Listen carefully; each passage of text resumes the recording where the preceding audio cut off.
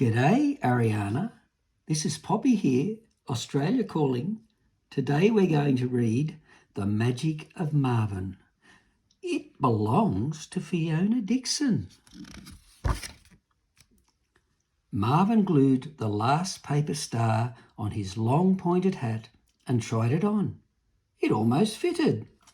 He picked up an old broken curtain rod and waved it in the mirror. "It's time for magic," declared Marvin. Duke wagged his tail. Here's Duke's tail. Marvin and Duke dashed out of the room and raced down the hall. At the kitchen, Marvin's sneakers squeaked to a stop.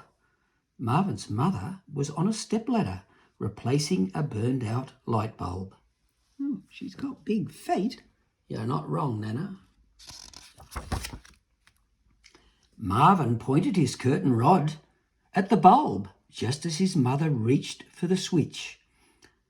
"Alakazam, alakazim," said Marvin, and the light came on.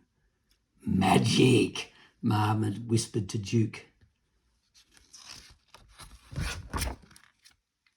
He leapt out the back door and raced Duke across the lawn. Marvin pointed his curtain rod at the sprinkler just as his father turned on the tap. "Alakabam, alakabim," he said, and a fountain of water sprayed the air. "Magic," said Marvin. He and Duke ran around the garage to the house next door. Grandma was getting into her car. Marvin peeked around the corner of the garage and pointed his rod at the car just as Grandma turned the key. "Alakaboom, alakazoom," said Marvin, and the car's engine roared to life. "Ah, magic," said Marvin. After the car pulled away, Marvin and Duke sat under an apple tree. "I'm hungry, Duke. How about you?" said Marvin. Duke wagged his tail. Marvin pointed his rod up at the apples, hanging just out of his reach. "Alaka crunch, alaka munch, give us some apples for our lunch." Duke and Marvin waited, but nothing happened. Marvin pushed back his sleeves. "Alakazam, alakazee, I said send down some apples for Duke and me." Duke covered his head with his paws, but still nothing happened.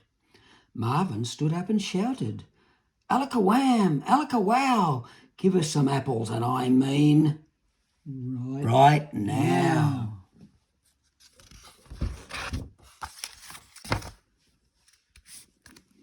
With that, Marvin whacked his rod on the tree. The tree shook and all the apples came tumbling down.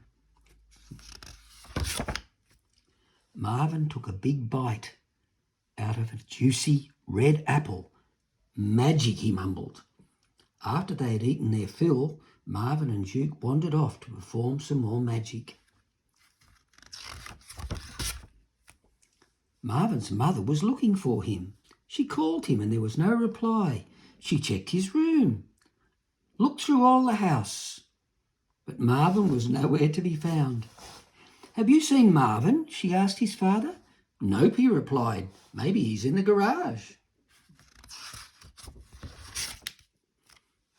Just as they looked in the garage, Grandma's car pulled up the driveway next door.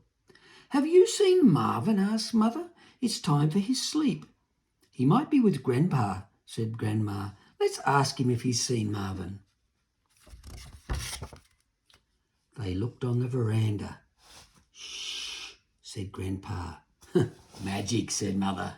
The end. Good night. Good night, our little darling. Night, Harry.